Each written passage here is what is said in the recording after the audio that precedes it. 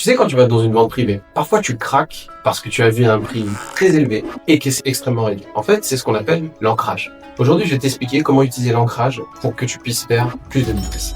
L'ancrage, c'est simple. C'est donner une valeur perçue supérieure pour ensuite proposer une offre inférieure qui a l'air irrésistible parce qu'elle est exceptionnelle. Reprenons l'exemple de la vente privée. Tu vas dans une vente privée, tu vois une veste. La veste est affichée à 300 euros. Pour toi, peut-être qu'elle est encore chère. Mais tu vois sur le ticket, il y a marqué 500 euros, prix initial. Ton cerveau va tout de suite faire une connexion en disant, OK, cette veste vaut réellement 500 euros, mais aujourd'hui, elle est à 300 euros. L'information est différente dans ton cerveau. Donc, qu'est-ce que tu fais? Ton cerveau va se dire que c'est une offre irrésistible à l'époque.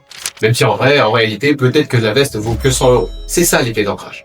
Tu sais, les marques l'utilisent énormément, que ce soit comme dans les ventes privées avec les prix barrés, mais également sur les recommandations. Tu as déjà vu des marques qui te proposent un produit en pack de 5 parce que les experts le recommandent, et donc finalement tu n'avais pas peut-être besoin de 5, mais tu vas quand même les acheter.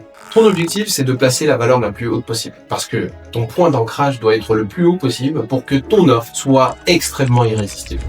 Ça peut passer par plein de choses. Ça peut passer par la valeur que tu vas créer, les fonctionnalités, le bénéfice client que tu vas fournir pour que derrière, cette offre-là soit extrêmement avantageuse au regard du client. La prochaine fois que tu fixes un prix pour ton produit, réfléchis à ce point. Quel est le prix référence que tu veux donner? Quelle est la valeur que tu vas donner? Attention, ton prix référence et ton point d'ancrage doit être sincère et réaliste. Parce qu'en vrai, ce qui arrive en premier fixe toujours tout le reste.